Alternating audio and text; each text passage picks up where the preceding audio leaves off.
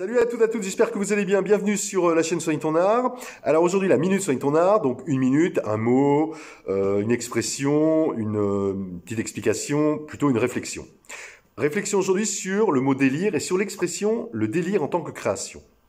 Alors ce qu'on peut dire, c'est que les liens entre délire et création ont été depuis plus d'un siècle et sont encore aujourd'hui l'objet de nombreuses études et recherches.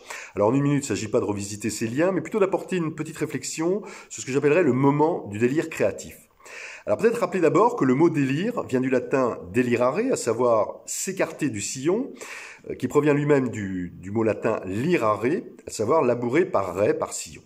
Alors plus précisément encore, le sens figuré de délirer vient d'une métaphore en fait de laboureur de la Rome antique.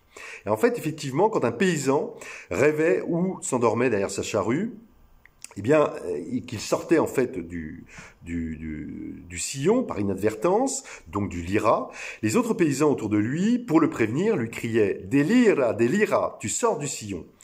Le préfixe de marquant l'éloignement.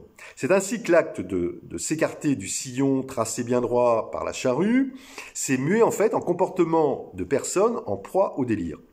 On retrouve cette importance de la métaphore du sillon en lien avec le délire dans le mythe de Rémus et Romulus, tel que raconté par Tite-Live, historien de la Rome antique.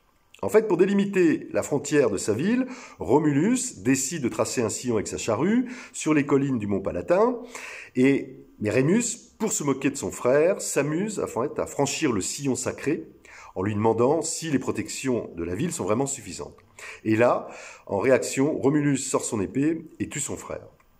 Alors, sans entrer dans le détail, ce qu'on peut dire, c'est que le délire se situe en fait sur deux plans. D'un côté, sur celui de la société, de l'histoire, de la société, de la culture, à travers les notions de fantasme, des notions d'art, des notions de création artistique, de religion aussi, et de l'autre, en fait, sur celui de la pathologie, alors la pathologie psychiatrique avec les notions de soins et de guérison. En d'autres termes, ce qu'on peut dire, c'est que le symptôme délire est une notion qu'il est nécessaire de relativiser et de contextualiser en tenant compte de l'époque, de l'environnement et de la culture. Mais ce qu'on peut dire aussi, c'est que le délire est une pensée en tant que symptôme ou création. Et que ramener à la question de la création, lorsque la création est l'expression de notre intériorité, de notre propre intériorité, et qu'elle irradie sa propre énergie, toute création se situe nécessairement hors du sillon, du lyra, et que dans ce sens, la création ne peut procéder en fait que du délire.